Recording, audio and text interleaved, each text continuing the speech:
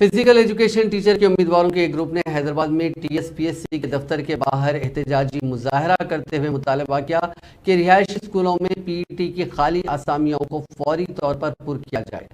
उम्मीदवार जो पहले गांधी भवन के करीब जमा हुए थे वो TSPSC के दफ्तर की तरफ मार्च किया और इमारत के सामने सड़क पर बैठ गए। उन्होंने नारे लगाए और ट्रैफिक ब्लॉक कर दी। जब मुजाहिरीन ने पब्लिक सर्विस कमीशन के दफ्तर में दाखिल होने की कोशिश की तो पुलिस ने उन्हें रोक दिया।